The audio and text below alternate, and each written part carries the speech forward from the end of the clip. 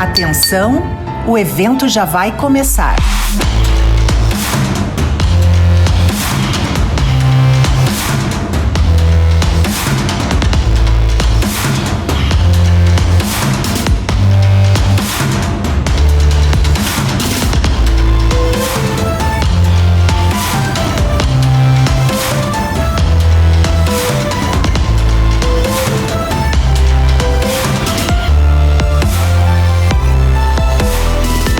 Sejam bem-vindos à RA SIC Caxias. Senhoras e senhores, então, novamente, bom dia. Sejam bem-vindos à última edição da nossa RA SIC Caxias de 2023.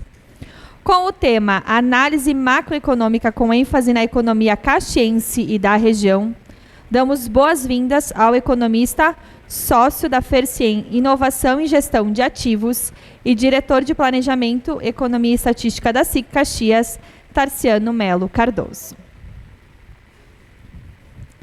Senhoras e senhores, a RA SIC Caxias busca constantemente aprimorar sua identidade visual e comunicação com os públicos e marcas parceiras desse evento. Por isso, lançaremos hoje 2 vídeos que serão reproduzidos em nossas edições da RA SIC Caxias em 2024. O primeiro que assistiremos será a vinheta de abertura do evento. Confiram o vídeo. Atenção, o evento já vai começar.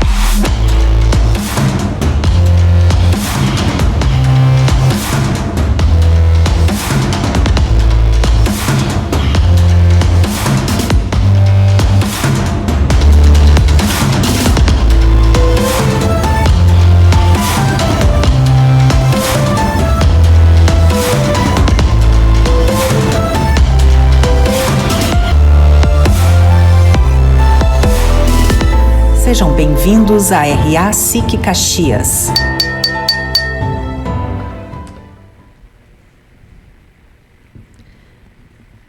Já o segundo vídeo será com as marcas parceiras, as patrocinadoras e apoiadoras da RA. Confiram o vídeo.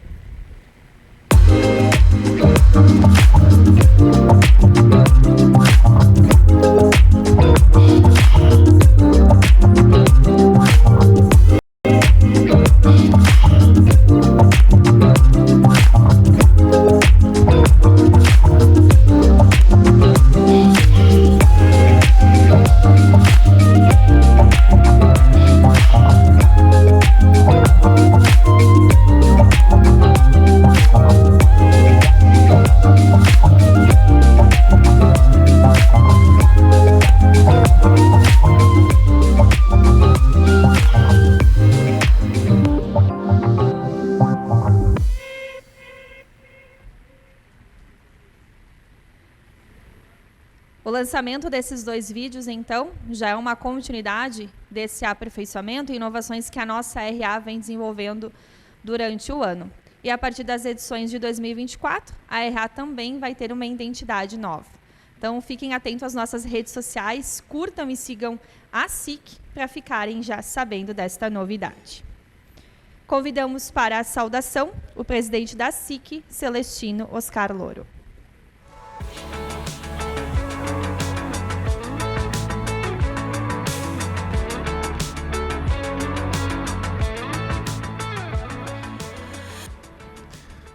Cumprimento o nosso palestrante do dia de hoje, nosso diretor de Economia e Estatística aqui da casa, Tarciano Cardoso. Para nós todos, teus colegas, é um orgulho termos aqui uma prata da casa nessa manhã de hoje. Parabéns. Representando o prefeito municipal, Milton Balpinotti, controlador-geral da prefeitura, presidente da Câmara, vereador José da Bros, bem-vindo mais uma vez, a imprensa. Senhoras e senhores, sejam todos muito bem-vindos. Inicio expressando o nosso agradecimento ao Tarciano, um economista reconhecido e renomado, que gentilmente aceitou o nosso convite para proferir a palestra nesta nossa RA do dia de hoje. Agradecemos por compartilhar o seu valioso conhecimento, trazendo especialmente um enfoque sobre a nossa economia local, Queremos estender também os nossos agradecimentos a toda a diretoria de Economia, Planejamento e Estatística aqui da casa, a qual também o Tarciano faz parte. Trabalho esse que contribui significativamente para o desenvolvimento e para o crescimento de toda a nossa comunidade empresarial.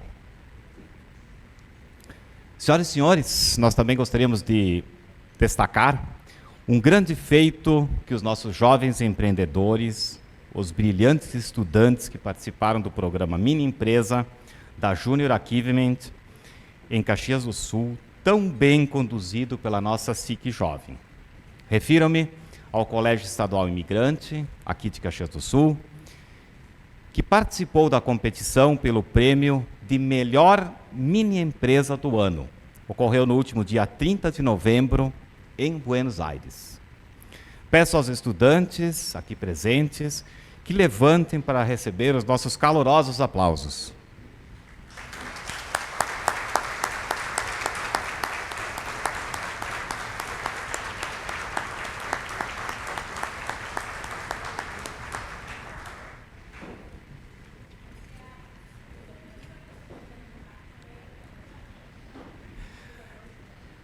Competindo na categoria Melhor Mini Empresa das Américas, o colégio que esteve, vejam só, entre os 3 vencedores nacionais.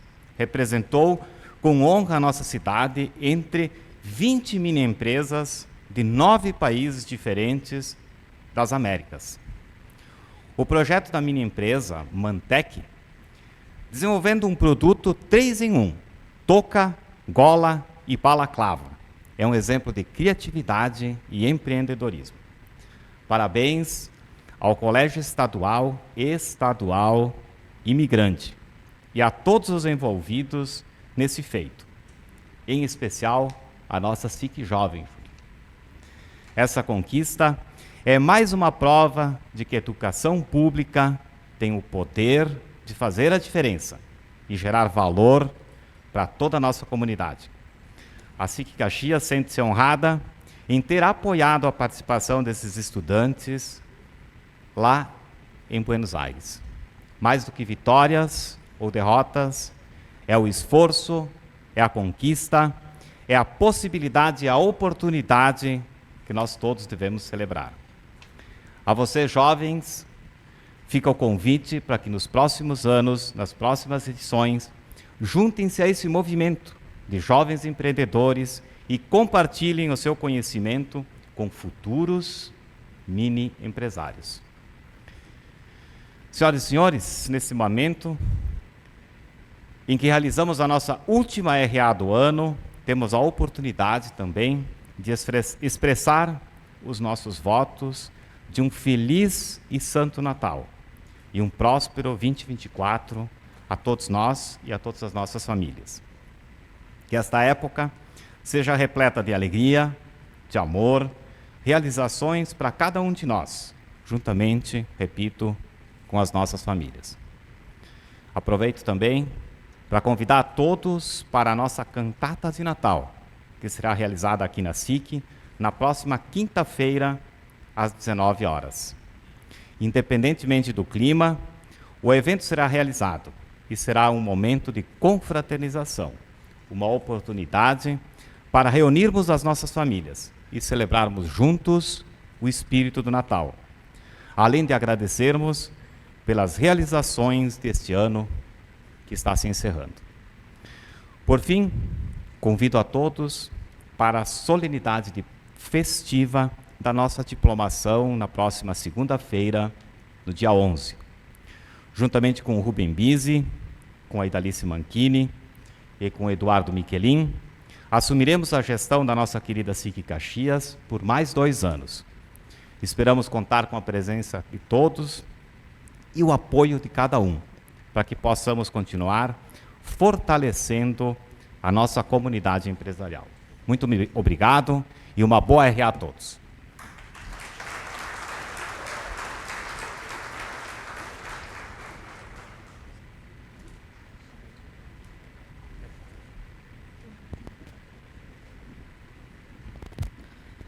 Senhoras e senhores, em solenidade realizada no dia 28 de novembro, o empresário Vicente Jeremia recebeu o título de cidadão caxiense. E como forma de homenageá-lo, convidamos para que confiram um vídeo especial. Ao meu irmão Vicente Jeremia, desejo cumprimentá-lo pelo título de cidadão caxiense. Desde os anos 80, enraizado em Caxias do Sul, foi aonde até junto trabalhamos lá no início. Depois, passando os anos, fomos então ser sócios do Di Paolo. Ele também, com seus aprendizados e mais foi sócio fundador na época da Angesa. Então, sempre nesses anos, ele se dedicou, ele cresceu, empregou muita gente, deu muito emprego em Caxias do Sul e também desenvolveu muito a economia. Muito merecido esse título de cidadão caxiense. Ele construiu sua família, teve suas 2 filhas, já tem seus 2 netos e continua então muito ativo e dedicado ao bem da comunidade de Caxias do Sul, juntos. E também ele até estudou na Universidade de Caxias do Sul, se formou advogado. Tudo isso fez com que ele também crescesse nessa caminhada que teve em Caxias do Sul. Nós do Grupo Di Paolo desejamos muito agradecer e parabenizar, porque nesta casa que temos principalmente aqui no bairro de Lourdes, foi ele que ajudou muito a idealizar esse projeto, que é um dos melhores projetos do Grupo Di Paolo. Então, um forte abraço e muito obrigado, meu irmão Vicente Jeremia.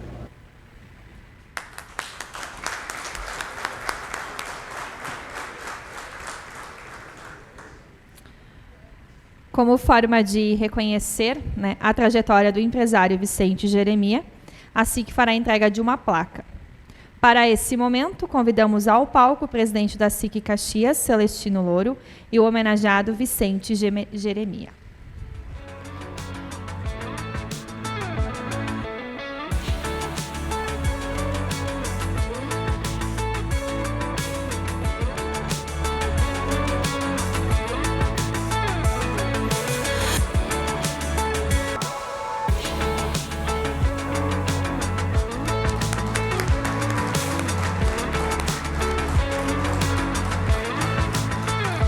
Para compor a foto, eu convido a nossa vice-presidente de comércio, Idalice Blanquini.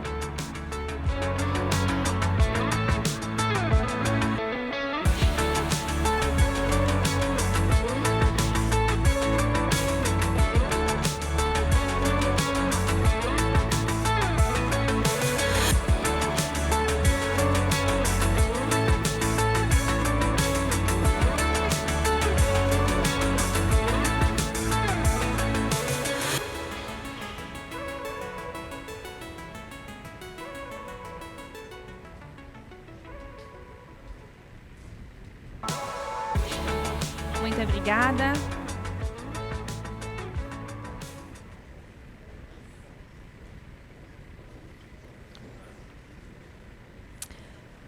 Senhoras e senhores, como já mencionado pelo presidente Celestinos, nós teremos então, no dia 7 de dezembro, às 19 horas, a nossa cantata de Natal da SIC Caxias, uma realização do nosso Instituto Ítalo Victor Bersani. Confiram um pouco do jingle do nosso evento. Um clima de Natal se instaura aqui. O evento, que acontecerá no restaurante Sica, devido ao tempo, terá na sua programação a apresentação da tríade de música do Projeto Impulso e do coro infanto-juvenil. Junte-se a nós na atmosfera encantadora dessa celebração musical, que é aberta e gratuita para toda a comunidade. E sinta o espírito natalino pulsar em cada nota.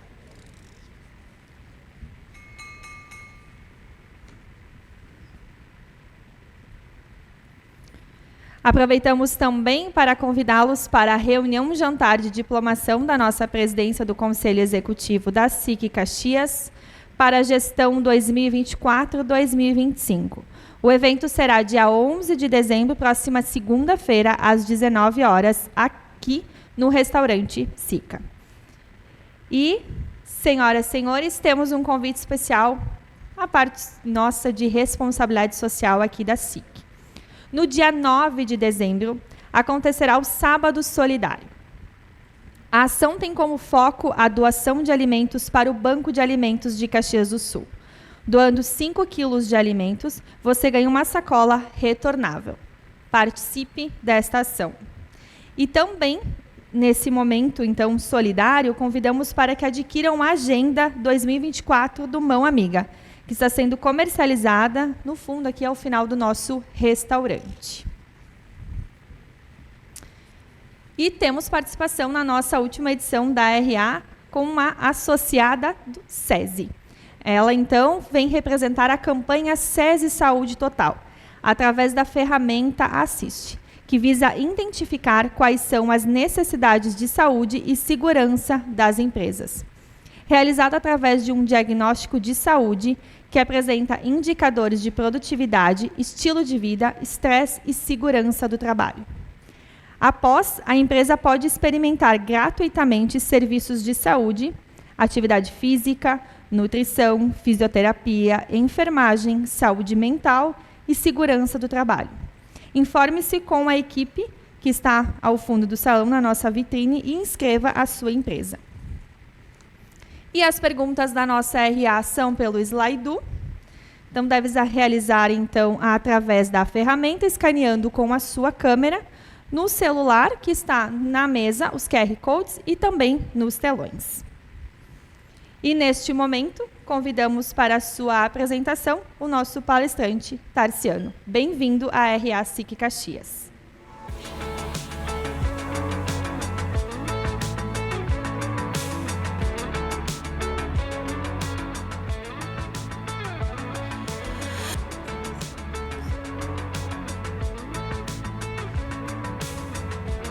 Bom, boa tarde a todos. É um prazer estar aqui com os senhores. Agradeço a presença de todos que foram citados no protocolo.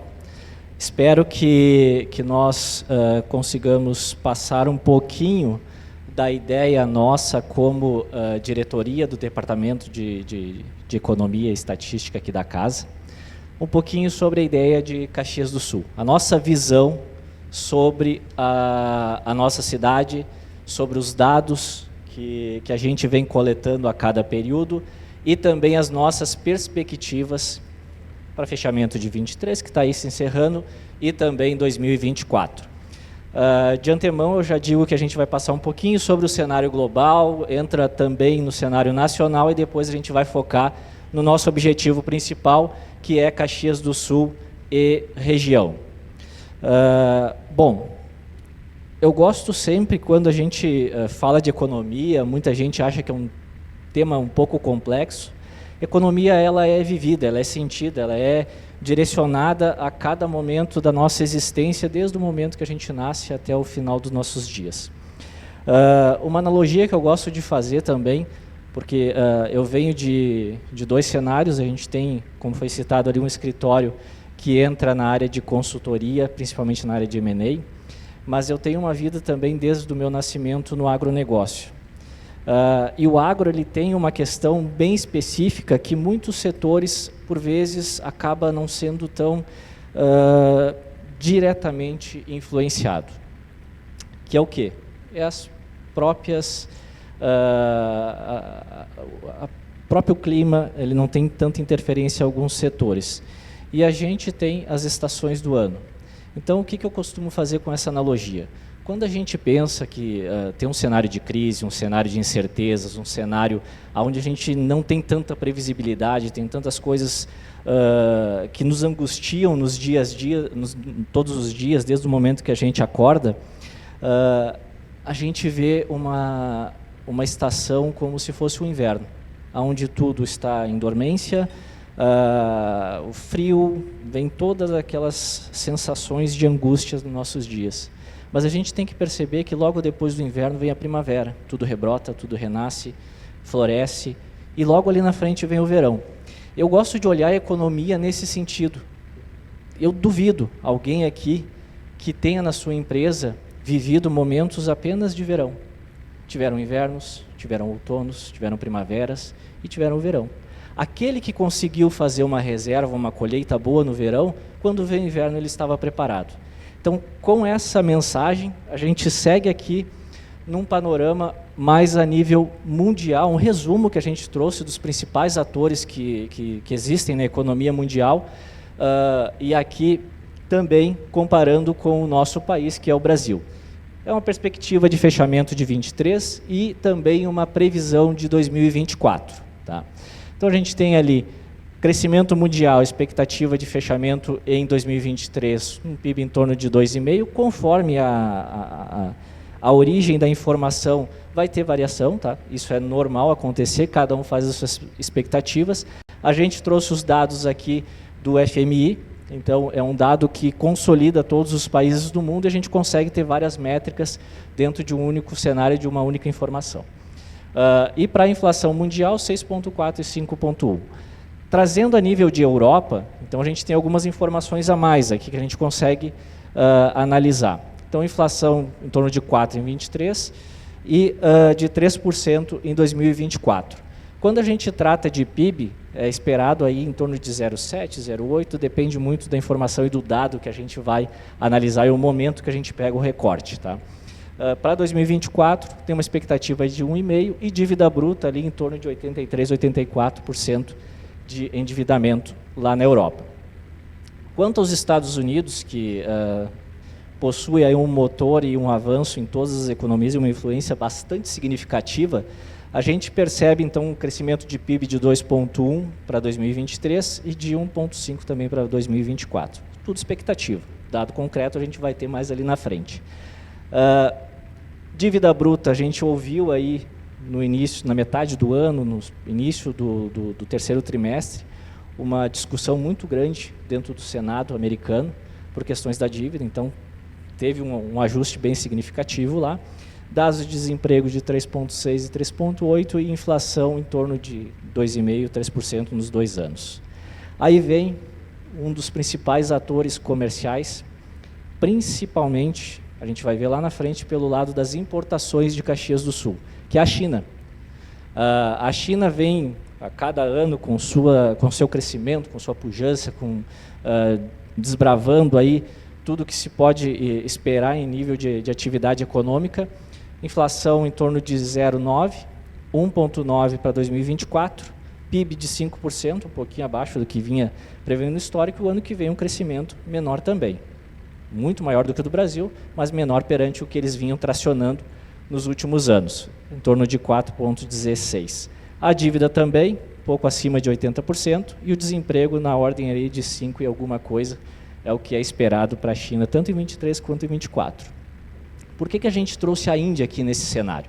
A Índia vem performando dentro do cenário global como um dos principais países, um dos países que tem uma certa relevância, tanto em termos de população, é a principal país com a quantidade maior de pessoas vivendo em seu país.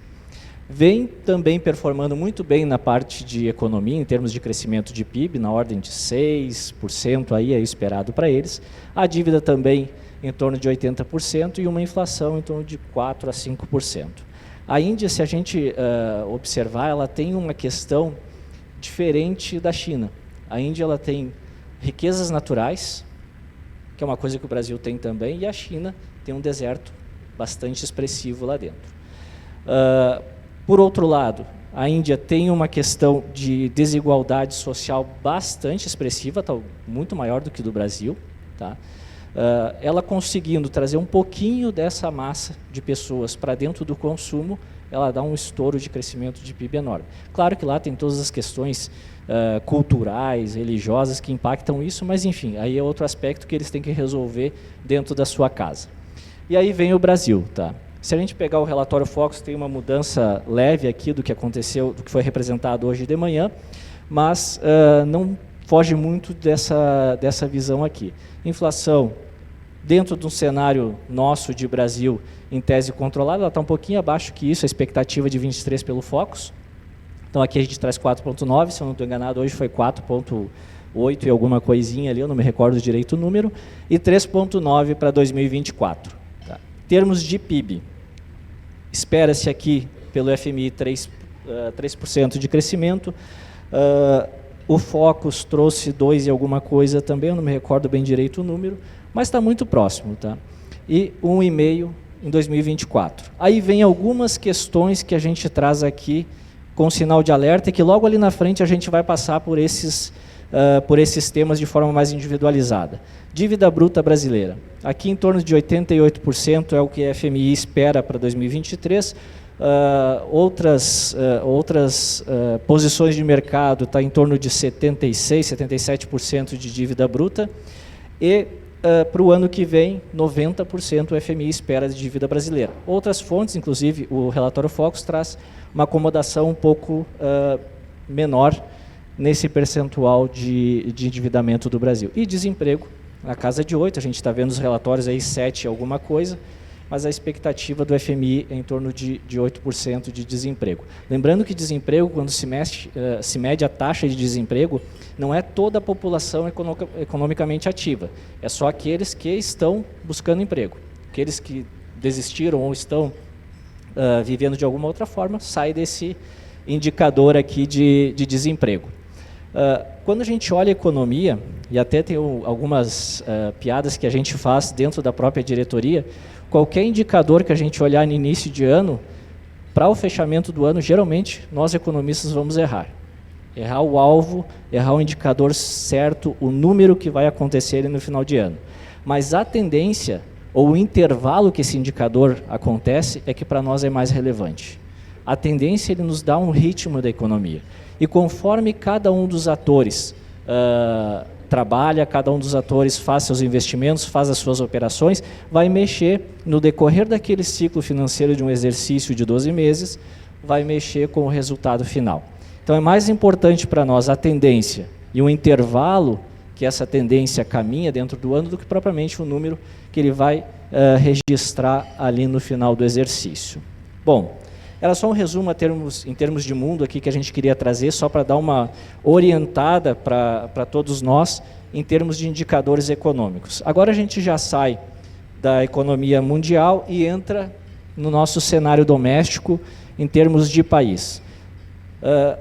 Vários dados que a gente vai passar aqui já são de comum conhecimento para a maioria dos senhores, mas é mais um contexto geral e depois a gente entrar dentro da economia caxiense.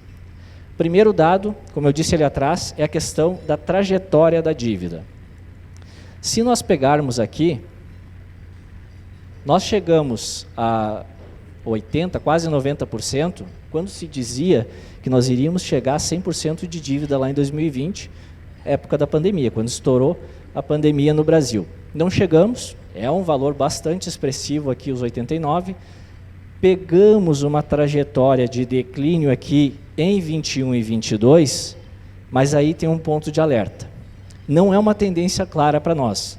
A tendência é o contrário, que esse endividamento ele comece a virar a curva para cima, tendo um aumento do endividamento dentro de 23, dentro de 24 e para os próximos exercícios também. Então, esse é um sinal de cautela. A economia brasileira ela depende muito de vários fatores e o endividamento é um que prejudica bastante o nosso cenário doméstico e principalmente de confiança. Tá? Essa palavrinha é mágica dentro de economia. Confiança e expectativa é o que move. Nenhum indicador desses aqui tem resultado, tem interferência se a confiança e a expectativa não for positiva. Quando se tem confiança, se tem expectativa, você investe, você produz, você emprega e o natural da economia, a roda girando, ela vai fazer com que automaticamente a gente cresça e progrida dentro do cenário nacional. Bom, segundo ponto, resultado primário. Um dos principais problemas que tem na economia brasileira está aqui. Nós temos, desde 2014, 2013 foi o último ano, dentro desse histórico curto aqui, que tivemos um resultado primário positivo, um superávit. Depois disso, nós embarcamos numa trajetória de declínio. Claro que aqui é o extremo, porque teve pandemia, teve vários fatores, mas a gente vem numa trajetória de declínio do resultado primário. O que é isso? É o mesmo caso que nas operações de vocês, nas empresas de vocês, a cada dia vocês chegam lá, eu produzo um item que me custa 100 e eu vou vender ele por 90. O mercado não vai pagar o custo que você tem. Esse é o sentimento que nós brasileiros temos, é o sentimento que a gente discute dentro da casa. Então, hoje em dia, o nosso Estado ele acaba tendo despesas que a gente não consegue comportar. O que a gente faz numa situação dessa dentro dos nossos negócios? Vem para dentro de casa, rodada de discussão, acha uma forma de ser mais eficiente, mais produtivo e mais barato. É o que a economia manda, é o que o mercado manda. E a gente tem esse cenário aqui. Tivemos 2022, aqui embaixo, um superávit, que foi um soluço que nós tivemos aqui nesse curto espaço de tempo. E aqui, pessoal, é onde nos preocupa. 2023, pode o dado mudar um pouquinho também, dependendo da fonte que está fazendo a estimativa, mas se espera um déficit primário na ordem de 170, 180 milhões, dependendo da fonte que faz as estimativas, ele muda um pouquinho. Mas a gente tem essa preocupação, é uma conta que nós todos, como brasileiros, vamos ter que pagar. Saindo do resultado primário, a gente vem para algo que está sendo discutido de forma calorosa, principalmente aí no fechamento do primeiro semestre do ano e em todo o segundo semestre, pela forma que está sendo conduzida, pelas incertezas que estão sendo geradas, mas aqui a gente fala em carga tributária. O que é isso? É todos os tributos que nós arrecadamos em percentual do PIB. Se a gente olhar no histórico, nós temos aqui uma carga tributária que ela ancorou em torno de 2002, 2003, acima de 30%. Chegou nos 33% e ela está praticamente estacionada em todos os anos. 2022 fechou com 33,7%. Esse ano provavelmente não vai ser diferente disso. Quando a gente fala da reforma tributária, e a gente expande esse número aqui, porque isso aqui é a composição de todos os tributos que são arrecadados em qualquer esfera que a gente tenha, seja estadual, federal, municipal, aqui a composição toda a gente chega em 33,7% do PIB. Se a gente pegar a reforma tributária e explodir aqui, ela está tratando em torno de, vamos lá, 12% a 15% desse montante. O resto todo vai continuar, sem mexer, por enquanto. Então, esse é um número que a gente tem, e quando se fala em alíquota, é diferente disso. Aqui é número, é valor arrecadado, e não a alíquota que a gente paga de cada imposto. Então, aqui é valor arrecadado versus o PIB, a alíquota é outra história. A gente não sabe quanto que esse montante vai gerar ali na frente, até porque não tem nada definido dentro do texto da reforma. E aí é onde nos preocupa bastante, preocupa os senhores, devido a essa falta de clareza que nós temos hoje com essas informações. Bom, outro item que a gente traz sobre o Brasil aqui é uma trajetória da inflação. Fantasma que muitos dos senhores viveram e participaram durante a sua vida econômica.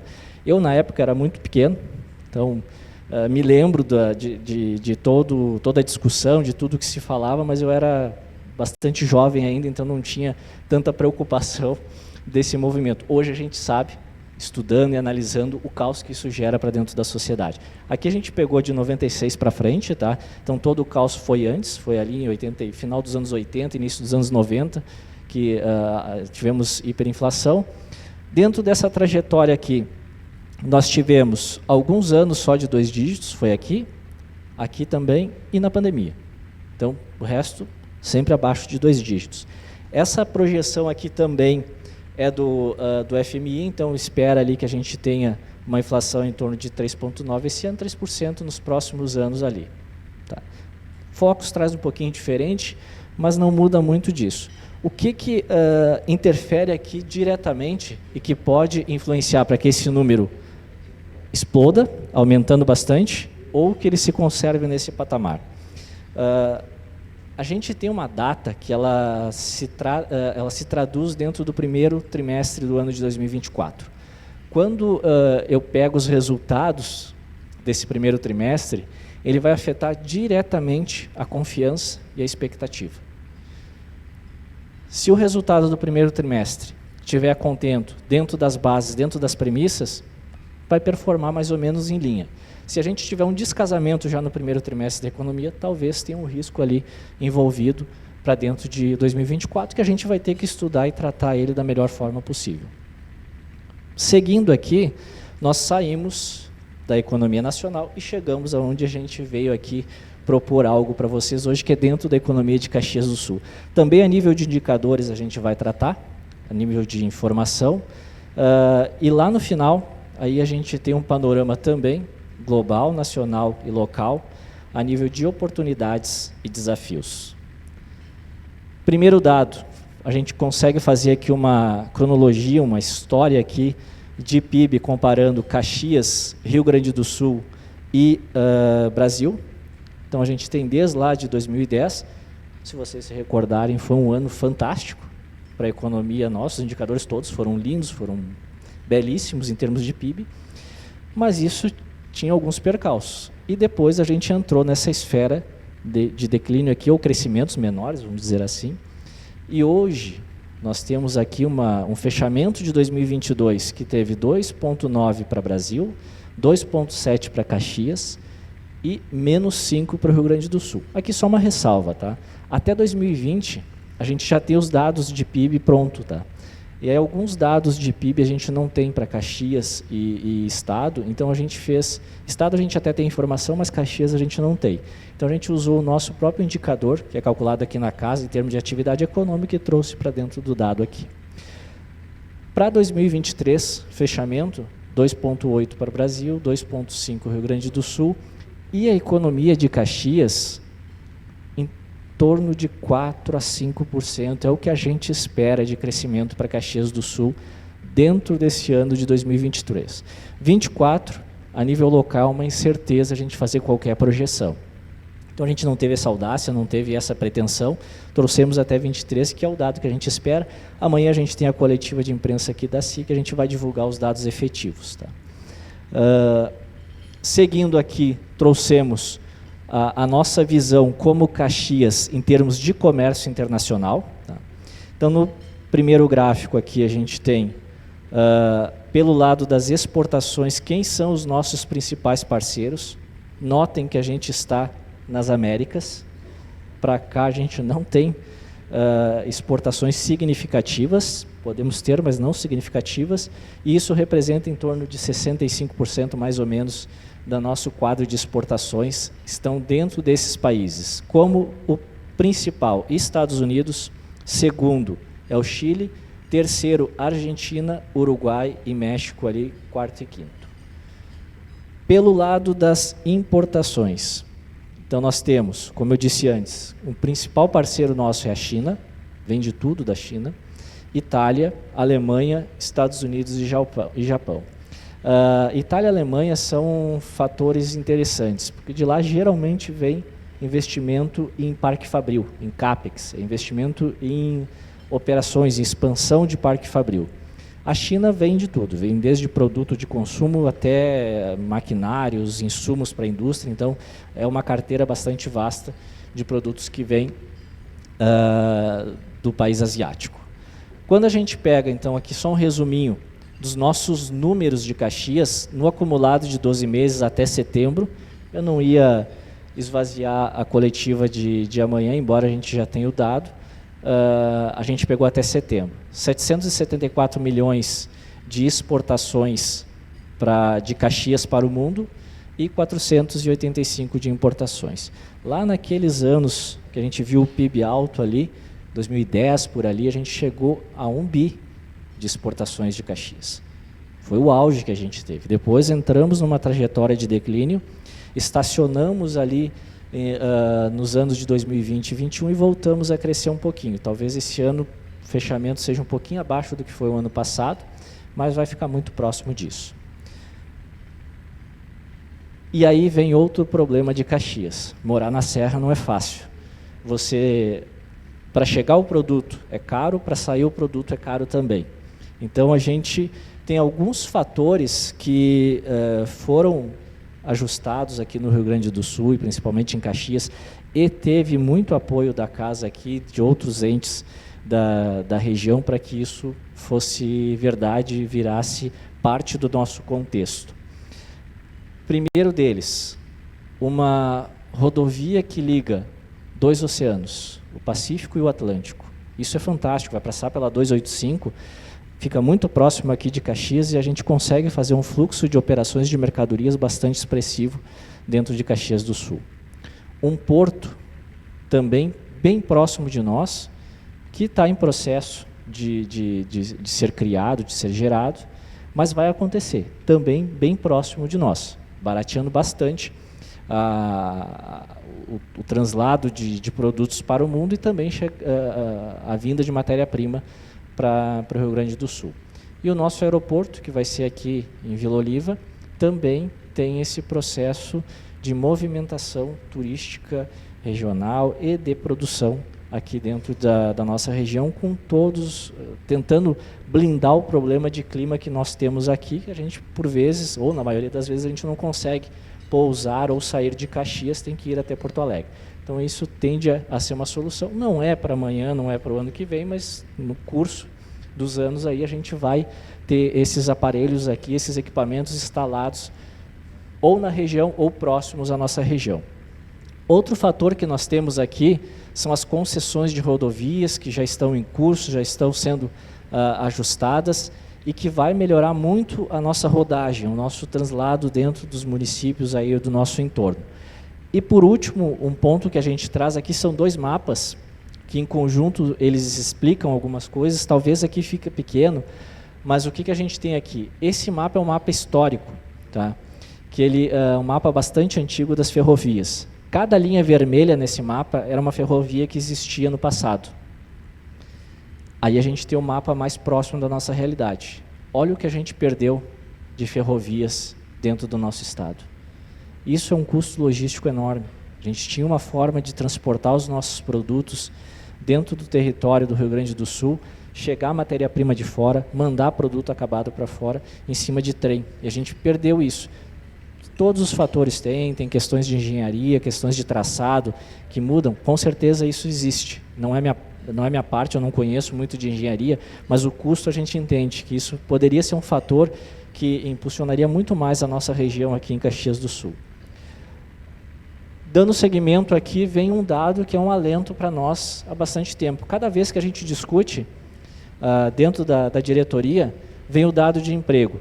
Nós tivemos aqui no passado, lá em 2012, o último ano de incremento de postos de trabalho, aumento do estoque de trabalho, onde chegamos a quase 180 mil postos de trabalho dentro de Caxias. E depois a gente embarcou nessa redução. Lá em 2018, tivemos ali um pequeno incremento, depois 2 quedas, teve pandemia aqui, isso é natural que a gente tivesse redução dos postos de trabalho aqui, porém, esse é o dado que a gente tem agora 20, 22 e 23. Aqui são 18 mil postos de trabalho a mais dentro desses 3 anos que a gente está falando aqui. Isso é isso traz dinheiro para dentro de Caxias, traz dinheiro para o comércio, traz melhoria de vida para a população. Então, esse é um dado que a gente olha com bons olhos e olha que é um dado bastante favorável para dentro da nossa economia local. São pessoas empregadas, pessoas trabalhando, pessoas que conseguem oferir com dignidade os recursos para sustentarem as suas vidas, dar estudo, segurança, enfim, tudo o que precisa para dentro das suas famílias. Então é um dado bastante importante que a gente trata aqui dentro da nossa diretoria, a gente vê com muitos bons olhos e o Brasil também segue uma atuada bastante positiva nesse sentido. Aí vem um ponto de debate. Aqui são só 2 indicadores, isso aqui vem direto dos dados do governo, tá? É os índices de IDEB do ensino fundamental 1 e do ensino fundamental 2. É a origem de tudo. Quando você tira uma criança que vai chegar no ensino fundamental 2, ela não tem capacidade de escrever, de ler com certa fluência, vamos dizer assim, de interpretar um texto ou um parágrafo que seja, às vezes nem uma frase consegue interpretar de forma digna e não consegue fazer cálculos simples, como que a gente vai conseguir ter uma população com boa capacidade intelectual, que possa desenvolver produtos, que possa pensar nos seus negócios, possa estruturar as suas vidas e dar um destino melhor para dentro da nossa sociedade. Aqui é um comparativo Caxias do Sul e Rio Grande do Sul, tá? Então, nas linhas verdes ali, é Rio Grande do Sul, é uma média do estado, tá? Então pega todos os IDEBs dos municípios e faz uma média. E nas colunas azuis, então a gente entra com Caxias do Sul. Caxias sempre vem performando melhor, o que é de se esperar. A gente é uma cidade que tem uma visão um pouquinho diferente sobre o estudo, embora não seja a melhor. A gente acha que tem muita coisa para mudar e melhorar, e tem que melhorar bastante, mas se olhar pela média do estado, a gente está um pouquinho melhor do que o nosso estado. E no Fundamental 2, que daí a gente pega nos anos finais ali do ensino fundamental e preparação para o ensino médio, também os indicadores são mais expressivos e melhores do que a gente pode observar pela média do estado do Rio Grande do Sul. Bom, aí vem o ponto principal da nossa conversa hoje, que é um bate-papo, não uma palestra. É uma visão sobre desafios e oportunidades. É aquilo que a gente vem discutindo há anos dentro do Departamento de Economia e Estatística, há anos nessa casa, nas suas empresas, na casa de cada um. Praticamente são todos os mesmos fatores que nós discutimos. Só que a gente traz um complemento ou uma visão adicional a cada um desses temas. Então, em termos de Caxias do Sul, vamos começar pela nossa casa, depois a gente vai para país e para os desafios globais também. Custo logístico. A gente viu ali atrás, num outro slide, perdemos ferrovias, temos problemas para chegar e sair através de um transporte aéreo daqui da nossa região. Porto fica longe. Nós temos o Porto de Rio Grande ali, que tem algumas questões de transporte que impactam bastante a chegada de matéria-prima e também o escoar de uma produção aqui da nossa região. Para isso, tem alguns remédios que foram colocados. É o Porto Meridional, o aeroporto que está sendo construído, a questão de um terminal rodoferroviário em Vacaria que está sendo discutido e tratado também, e as concessões de rodovias podem dar um alento para nós, podem dar alguma questão de sobrevida para dentro de Caxias e até um ânimo maior e uma visibilidade melhor para qualquer investidor. Como eu disse antes, dentro do escritório a gente tem uma área de M&A e a gente conversa muito com investidores.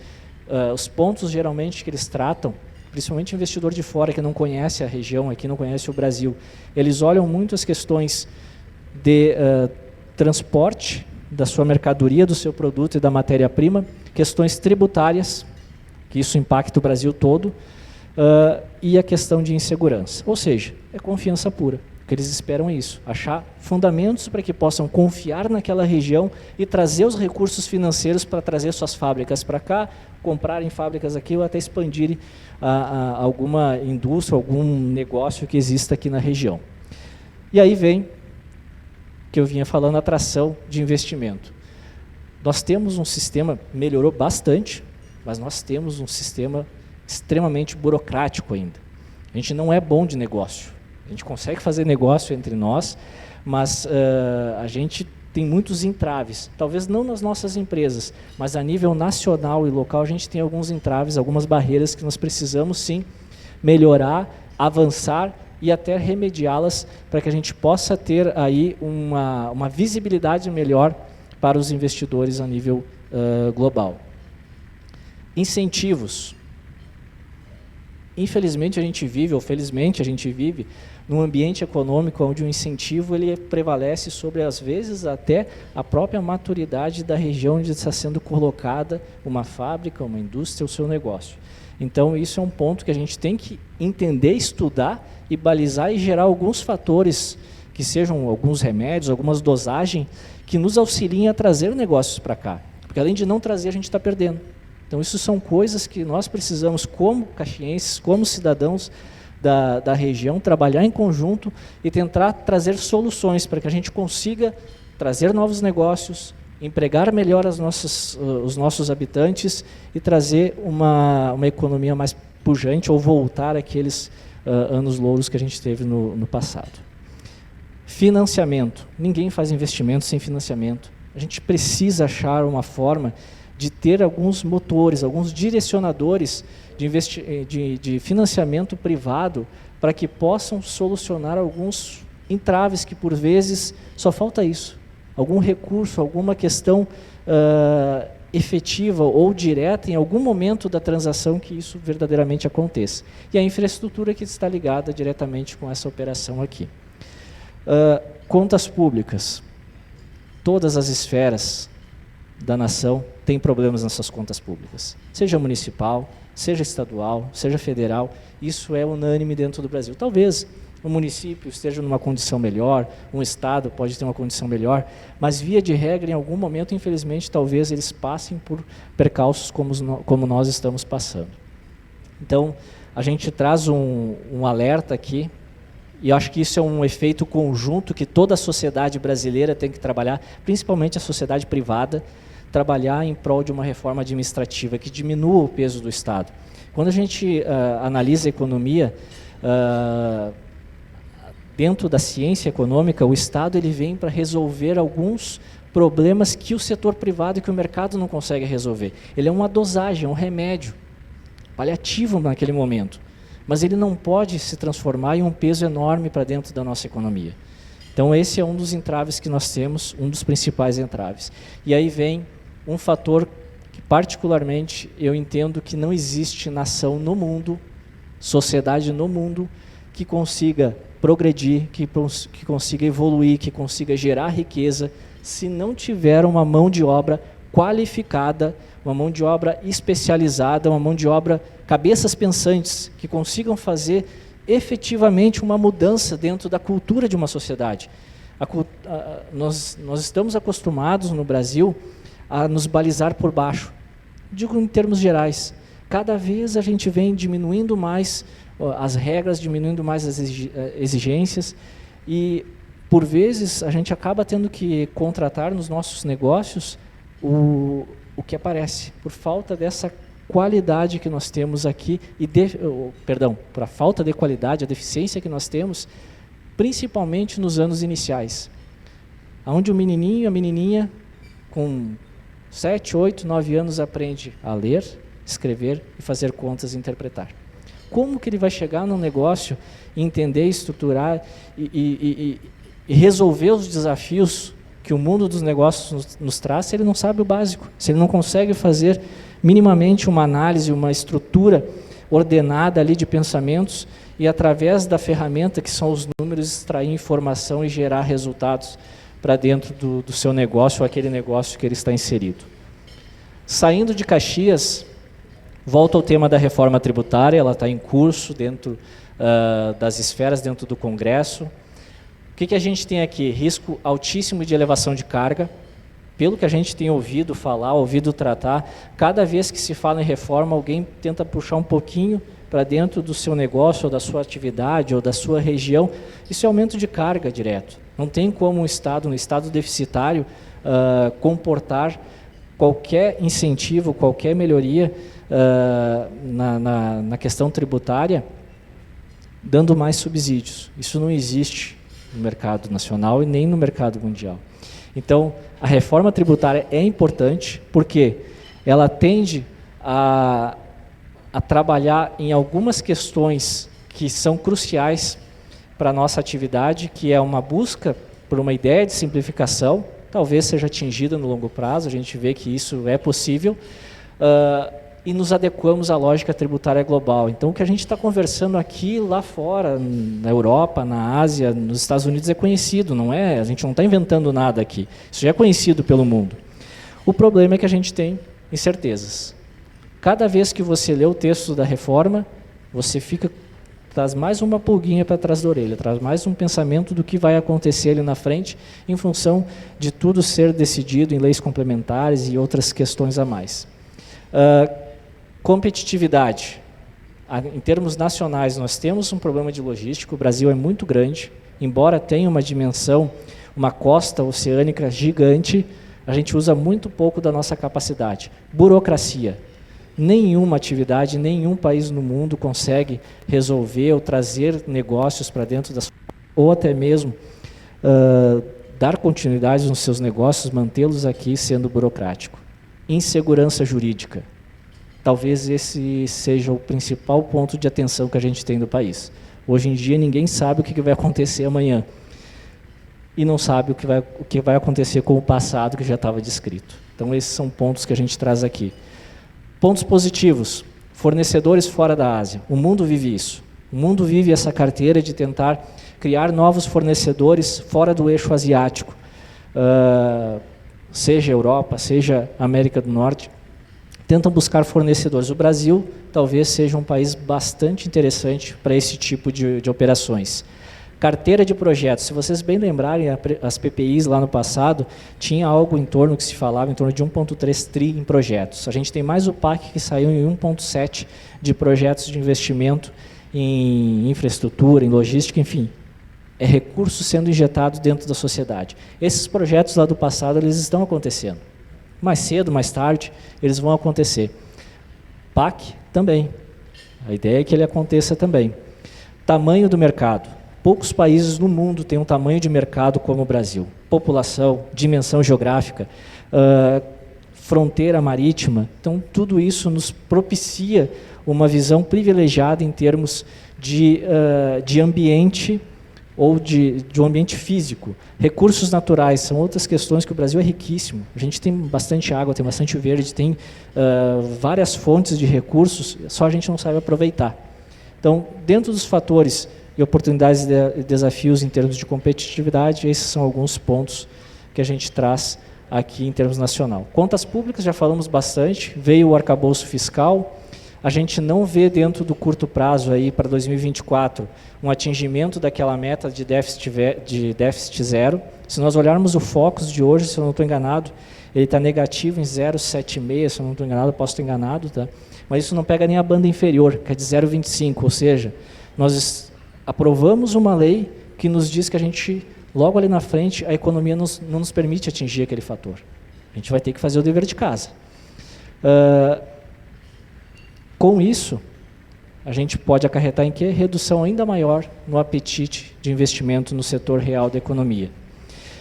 Mão de obra, aqui a gente só sugere, humildemente, um pacto nacional para que a gente possa trazer às nossas crianças e jovens a capacidade, a possibilidade de serem autossuficientes na idade adulta. A gente já está, ou está indo, para a segunda ou terceira geração de assistencialismo no Brasil. Isso não se sustenta. A gente tem vizinhos aí do lado de casa que nos mostram isso. Termos globais.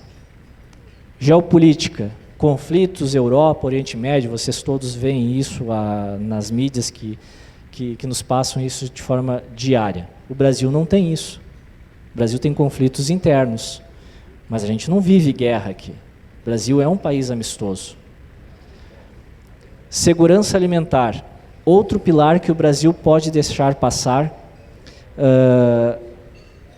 embora tenha feito o dever de casa, a gente tem um agro forte, a gente planta bastante, exporta bastante para o mundo, mas talvez outros países entrem na briga, e a gente pode perder esse pilar também.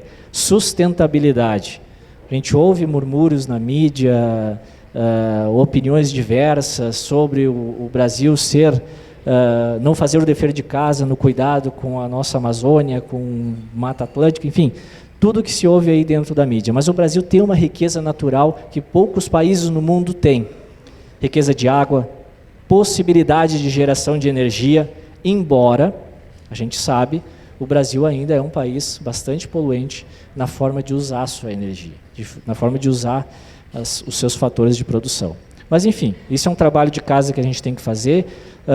Mudou bastante, tem uma agenda bastante expressiva quando se fala de ESG, a maioria das empresas adotaram isso, o governo tem adotado isso, então é uma pauta que está na mesa, a gente só não pode engessar demais para que os nossos negócios não aconteçam. Quando se fala de ESG, não é só no ambiental, a gente tem que pensar no social também e nas regulações dentro dos nossos negócios. Questões sanitárias. Não tem como segurança alimentar se nós não tivermos o cuidado com as questões sanitárias. A gente tem uma boa estrutura quando se fala aqui, principalmente nas cadeias de fornecimento de proteína animal. A gente tem uma certa regulação bem expressiva, são poucos os lugares do mundo que tem uma regulação assim. Então, nesse fator, eu acredito que a gente está bem posicionado na questão alimentar envolvendo as questões sanitárias. Concorrências e parcerias comerciais. Esse é um ponto de atenção que a gente traz. Até onde chegará a Índia é uma expressão que a gente busca discutir e pensar a cada momento. A Índia vem crescendo de forma expressiva, a Índia tem recursos naturais e ela pode, talvez, além de alimentar a sua população, quem sabe, pegar uma fatia do mercado brasileiro dentro desse universo. E por quanto tempo nós teremos a China como principal parceiro comercial? Não somos contra a China, só a gente não pode ter dependência de um só cliente. Isso é nas nossas empresas e também a nível nacional. Por último, a gente chega aqui na questão de juros e inflação. Uma coisa está amarrada à outra. A inflação, ela acontece por alguns desequilíbrios de mercado. Quando você tem desequilíbrio, seja na parte demandante ou na parte ofertante, a inflação ela vai aparecer, isso é natural. Se nós pensarmos de forma bem nos primórdios da nossa existência como economia, podemos chegar a dizer que a inflação não deveria existir. Se todos estão consumindo aquilo que é produzido, a inflação não existiria. Não tem por que eu fazer isso. Alguém gerou um desequilíbrio em um certo momento e esse desequilíbrio nos acompanha em todos os períodos da nossa existência. E os juros é bastante alto no Brasil, com certeza é. Ele acaba inibindo muitos negócios, muitos investimentos, também é uma certeza que a gente tem. Mas não adianta a gente tentar baixar juros na marra, na caneta. Ele precisa ter fundamento econômico, fundamento financeiro. Quando se tem uma inflação sendo controlada, ele abre janelas para que a gente possa reduzir os juros. Isso é uma verdade. Os tripés econômicos trazem esse fundamento. Mas não adianta a gente reduzir a inflação e aumentar a desconfiança dentro do cenário nacional. Aumentar a desconfiança dentro daquele número que nós vimos lá atrás, de expectativa de déficit para esse ano e também de um arcabouço fiscal que chega com uma banda inferior que as projeções dizem que não vão chegar nesse patamar. Isso gera desconfiança, isso gera uma expectativa fragilizada e acaba, por vezes, podendo até restringir que os juros caiam a patamares aceitáveis para dentro dos nossos negócios. Quando eu fiz aquela analogia lá no início, sobre as estações do ano, é porque aqui no final a gente ia ver desafios e oportunidades. É natural que nós tenhamos em nossos negócios momentos bons e momentos ruins. Isso é natural. É na vida, é nos negócios, é no dia a dia de cada sociedade. A gente vive um momento de incerteza no mundo, vive incertezas no nosso país, vive incertezas no Rio Grande do Sul e vive incertezas aqui dentro de Caxias do Sul. Mas a gente precisa pensar que os nossos negócios precisam evoluir, que a gente precisa investir cada vez mais dentro das nossas atividades. Seria prerrogativa do órgão público, dentro da nossa concepção de nação, que a educação ela fosse provida pelo Estado. Mas se o Estado não está conseguindo entregar aquela matéria-prima, aquelas cabeças pensantes para dentro dos nossos negócios, nós, como sociedade privada, precisamos nos envolver e tentar achar uma solução em conjunto com o Estado para que, num futuro, quem sabe, em torno de 5, 10 anos, 15 anos, nós consigamos trazer para dentro dos negócios uma população extremamente ativa, uma população que tem vontade de crescer, de progredir, deixar essa vertente que nós temos do assistencialismo hoje dentro da nossa nação e, através da dignidade do trabalho, a gente consiga, sim, trazer crescimento sustentável para dentro do nosso país, do nosso estado e da nossa região aqui de Caxias do Sul.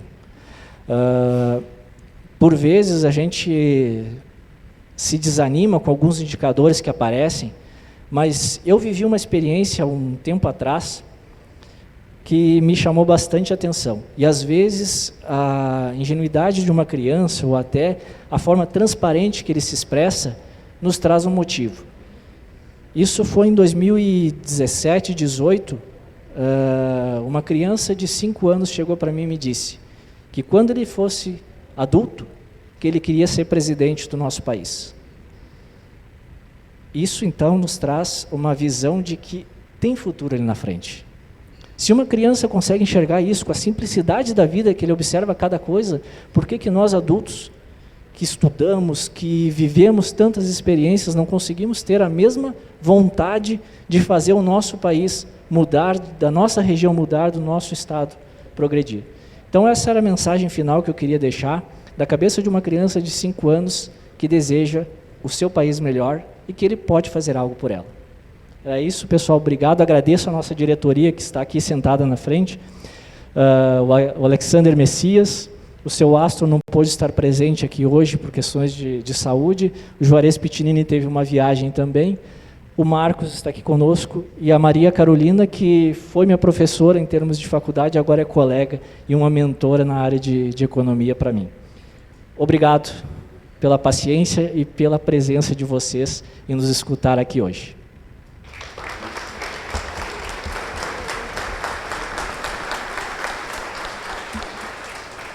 Muito obrigada. Eu convido o presidente Celestino, por favor. Tarciano, permaneça com nós no palco. Presidente, para a mediação das perguntas.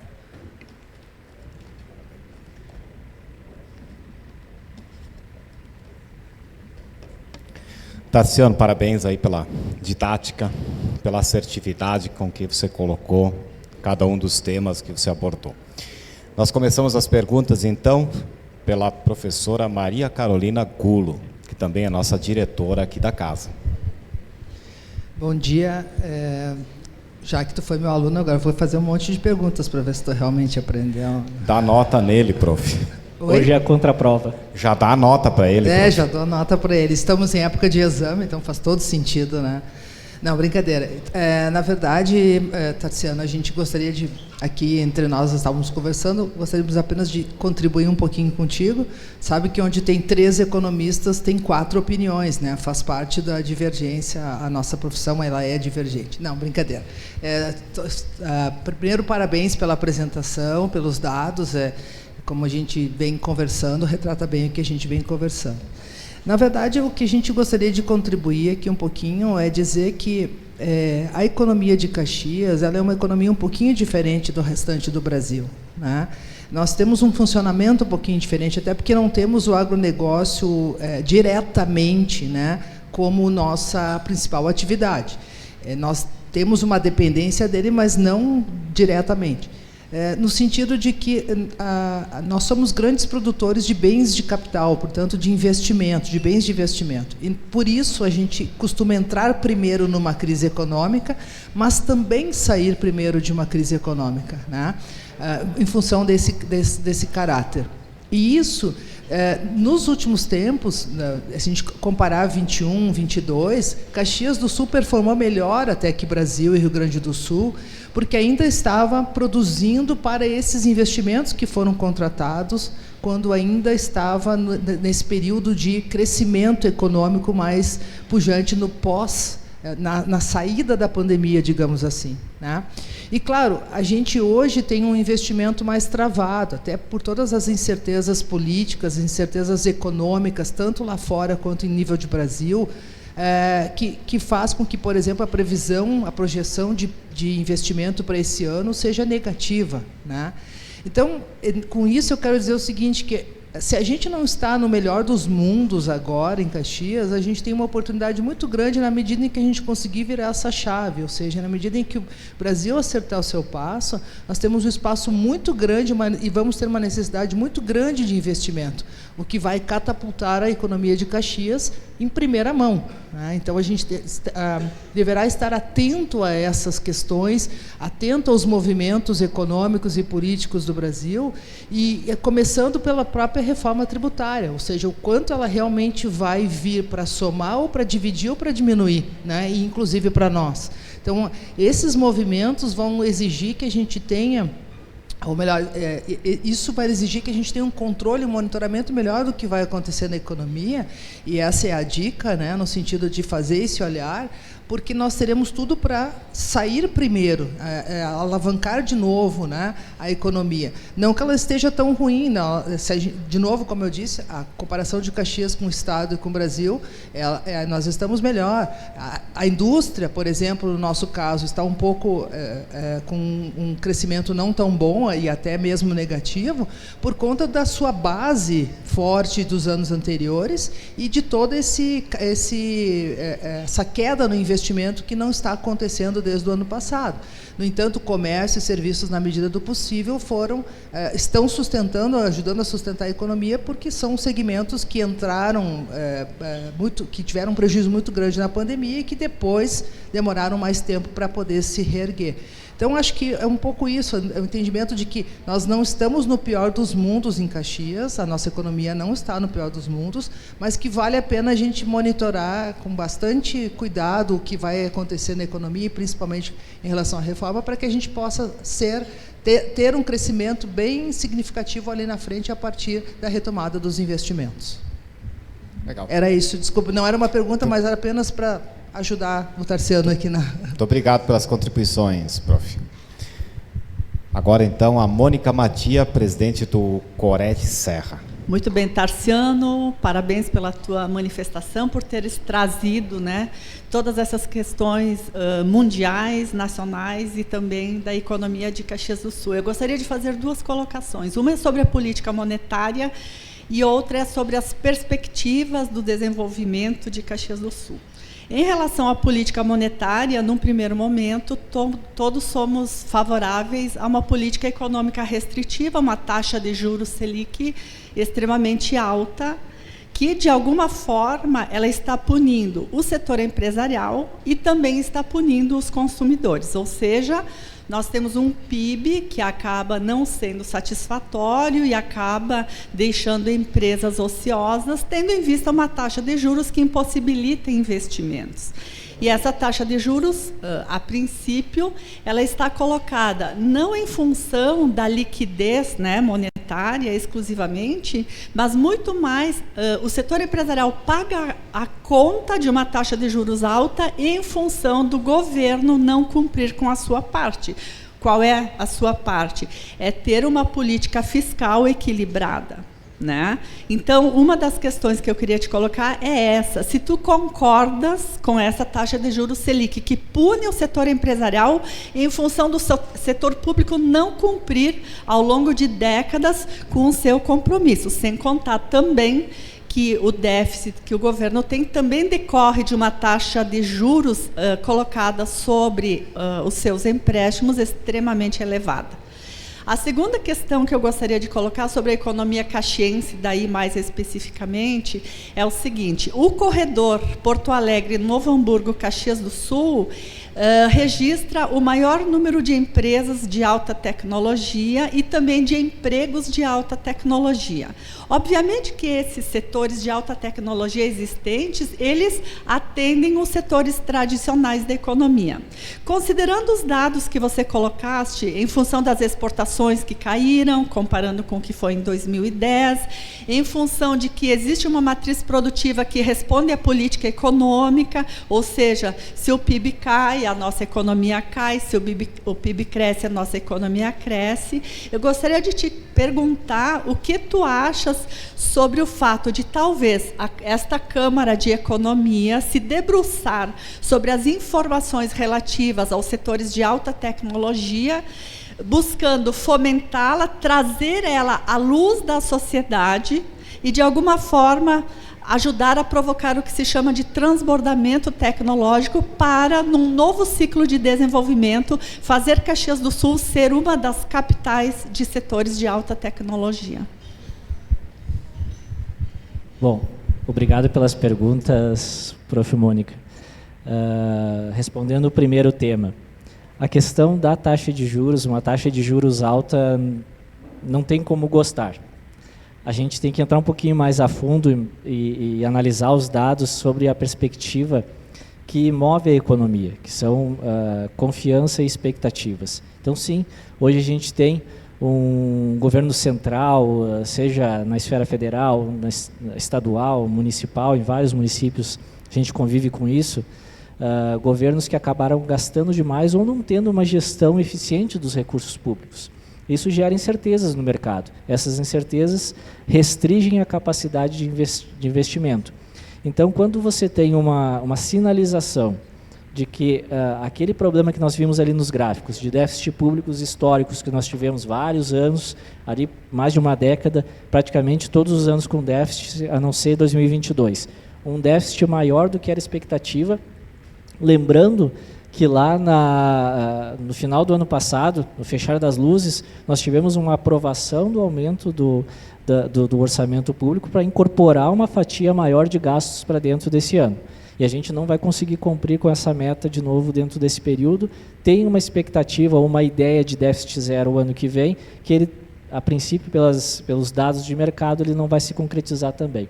Isso, qualquer pessoa que, fazendo uma analogia aí com os nossos negócios ou com a nossa casa, quando você chega lá, alguém chega para pedir um empréstimo para você, ele olha as tuas contas públicas, ou as tuas contas, analisa a tua situação financeira e te vê extremamente endividado, e você gastando a revelia, por mais que tenha argumento, você vai pensar 2 ou 3 vezes antes de emprestar.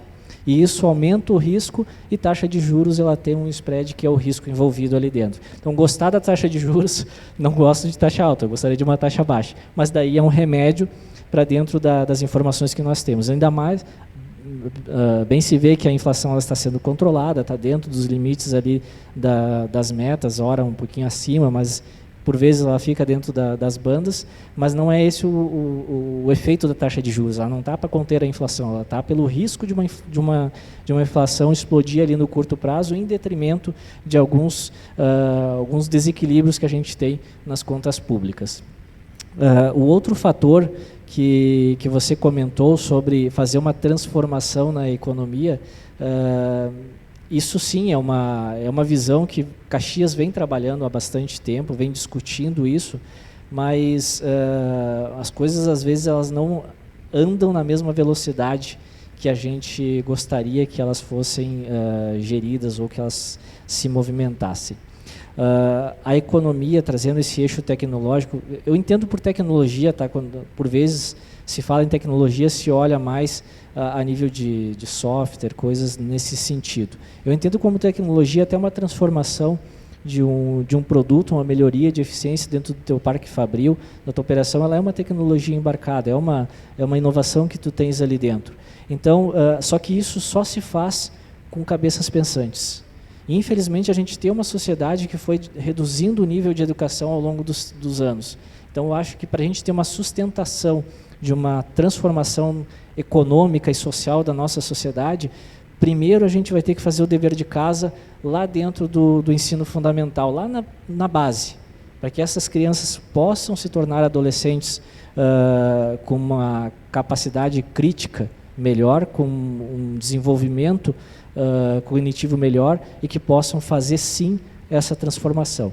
De curto prazo, acredito que é mais uma união nossa como sociedade privada, junto com associações, com entidades de classe que têm um poder de unificar vários indivíduos pelo um propósito comum, e aí junto com o governo, talvez não fazer um embate, não precisamos fazer uma guerra, porque a gente precisa do governo, a gente precisa do Estado junto, mas que a gente entre com proposições que possam ali na frente sair um projeto de lei que beneficie a sociedade como um todo e nos traga uma base sólida para um crescimento mais robusto. É isso. Tatsiano, gostaria de contar com a tua gentileza. Aí nós temos diversas perguntas que nos chegam aqui via Slido, para que a seguir você possa responder individualmente a cada um dos nossos presentes que estão te perguntando. E junto com as tuas considerações finais, eu gostaria que tu tecesse algum tipo de comentário a respeito. A gente tem que cuidar da nossa casa, né? Nós estamos com uma proposição na Assembleia para que nós tenhamos um aumento, vejam os senhores, da ordem de 15% na carga tributária do Rio Grande do Sul. Quando nós olhamos para 17%, nós vamos para 19,5%, nós somos naturalmente induzidos a pensar em 2 pontos percentuais. Na verdade, nós estamos expandindo em 15% o ônus que a sociedade está pagando, simplesmente para o Estado existir. Queria que, com o brilhantismo didático que tu fizeste durante a tua apresentação, tu pudesse explanar aqui para a plateia quais os efeitos nós vamos ter nas nossas lojas, nas nossas empresas de serviço, nas nossas indústrias e na nossa sociedade como um todo. Quem paga a conta é em última análise, o cidadão. Alguém, algum dia, criativamente disse que aumentaria a alíquota do imposto e não teria nenhum efeito no preço do telefone. Esse senhor simpático continua por aí, até poucos dias era candidato, mas eu acho que ele é o único a defender uma tese dessas. Junto com as suas considerações finais, então, Tarciano. Perfeito, presidente. Bom, aumento de alíquota, de carga tributária, de alíquota, bem dizer, sobre o produto, sobre o consumo, automaticamente ele vai restringir o consumidor a comprar. Então, para o comércio, ele é diretamente ligado a essas operações. Na indústria também, nenhum setor consegue se blindar contra um aumento de carga tributária. Não existe isso. Em qualquer lugar do mundo, se você fizer um aumento de alíquota sobre o produto, sobre os serviços, sobre as transações, ele tem impacto expressivo, sim. Nós temos em curso, o que chama atenção, presidente, que eu acho que é o fator mais importante a ser destacado, é que todos os estados fizeram movimentos semelhantes. O que é para ser um ente que auxilie, que consiga ajustar algum desequilíbrio, alguma deficiência que o setor privado não consegue suprir, para benefício em prol de uma incapacidade de resolver os seus problemas dentro de casa, das suas contas públicas, acha pela forma mais fácil e mais tranquila de resolver isso. É tão fácil se dentro dos nossos negócios a gente chegasse também, não consigo conter os meus custos, eu chego e digo para o meu cliente, olha, o ano que vem eu vou ter que te cobrar tanto porque eu não fiz o meu dever de casa. Essa é a mensagem que a gente está recebendo de um ente federativo ou estadual quando ele vem com esse tipo de indagação para nós, com esse tipo de informação. Nós estamos vivendo uma reforma tributária em curso que todo mundo aplaudiu quando ela foi começada a discutir. Auxiliar a você gastar menos horas para pagar imposto. Quem não quer isso? Você ter uma alíquota mais transparente do que você está pagando. Quem é contra isso? Não existe alguém no mundo que não queira saber efetivamente sobre o que eu estou pagando essa alíquota de imposto. Mas daí você pega todos os entes federativos se unindo, aumentando a alíquota em véspera de você aprovar uma reforma tributária que vai mexer efetivamente com aquele imposto que está sendo aumentado, isso não traz seriedade, não traz confiança alguma para nós. Então, quando a gente fala que o crescimento econômico, o crescimento de qualquer sociedade, ele está muito amarrado em cima da confiança, é nesse viés que a gente traz. Bom, dentro das considerações finais aí, presidente, para não nos estendermos muito, eu vou retornar de novo a mensagem e ao que a Prof. Carol trouxe ali. De novo, depois de cada inverno, vem a primavera. Pode a gente ter incertezas, dúvidas, mas tudo vai florescer de novo. A vida é assim, a gente não pode tirar a atenção dos nossos negócios, das nossas vidas e passar. Vocês que tem vários aqui que eu vejo, que eu converso por vezes, eu adoro visitar empresário por isso, porque eles contam a história de vida deles, não aquela história que está no site institucional. A história de vida que eles deixaram de conviver com seus filhos, com as suas esposas, por N períodos, por N dias, para transformar os seus negócios. É isso que a gente tem que passar para essas crianças que estão no colégio hoje, não com viés que é ruim, não. É um viés que é o único que existe, através do trabalho, através da dignidade que o trabalho nos traz, que a gente consegue transformar qualquer sociedade. E, de novo, se está ruim, se a gente percebe um inverno frio, um inverno rigoroso, ali na frente vem uma primavera linda, florida, e vem um verão de novo para que a gente possa fazer as colheitas e criar de novo uma robustez para que quando chegar o inverno nós estejamos preparados e no conforto de nossas casas para conseguir passar por mais um período. Acho que é isso, presidente.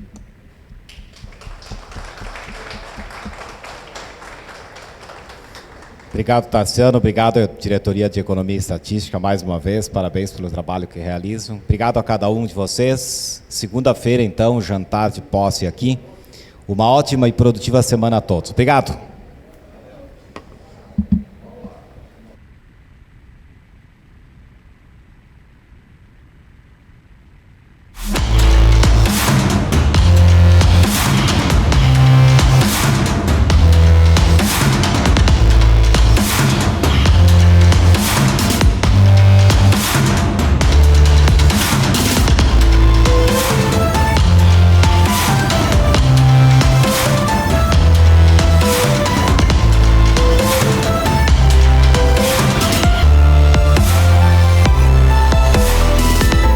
Sejam bem-vindos à RA SIC Caxias.